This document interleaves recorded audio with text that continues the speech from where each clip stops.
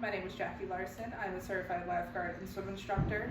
I brought you guys here today to go over how to properly do CPR and rescue breathing. Nearly 475,000 Americans die every year due to cardiac arrest. 350,000 of these will happen outside of a hospital. So it can always happen at a moment's notice, and it can happen literally anywhere. So it's always good to be prepared.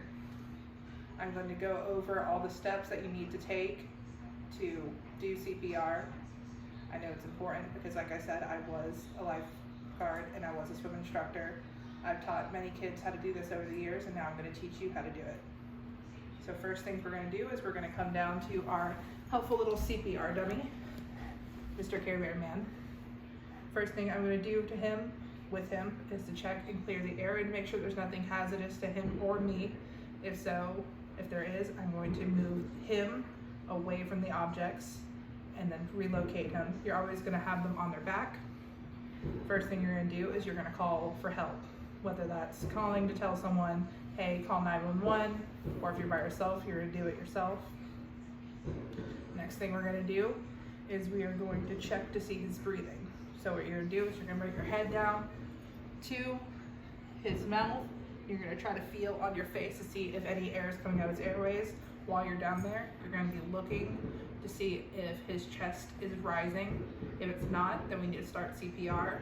You can also tell if you want to check their pulse. You can put 2 fingers right here at the base of their jawline to see if you can get a heartbeat. And if there is not one, then you definitely need to start doing compressions because it's hard to stop. So first thing you're going to do is you're going to interlock your fingers over one another. You're going to press your hands into the middle of their chest, like right about here, in between the pecs, right above the sternum. You're going to go press as hard as you can, up and down, and you're going to do this for about 30 compressions, and then you're going to check to see if he's breathing again. If he's not, then you're going to do something called a rescue breath. A rescue breath is when you tilt their head back, you look down into their airway, make sure it's clear, no obstructions or anything, and then you're going to bring your mouth down and you're going to do 2 of these. You're just going to simply breathe in.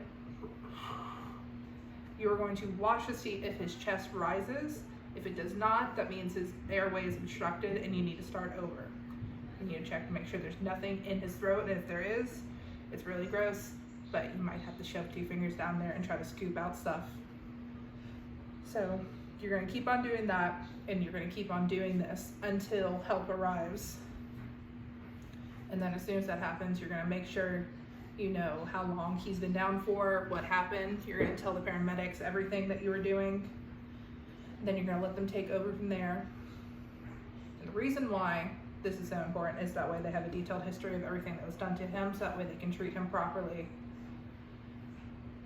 So to go over everything that we just talked about, the reason why this is so important is because, like I said, it literally happens everywhere, every day, and it's better to be prepared than not. You're going to want to make sure that you do it properly, and it is scary, but it's better to do something in these situations than to just leave someone laying there. But yeah, that's it. Now you know how to do CPR.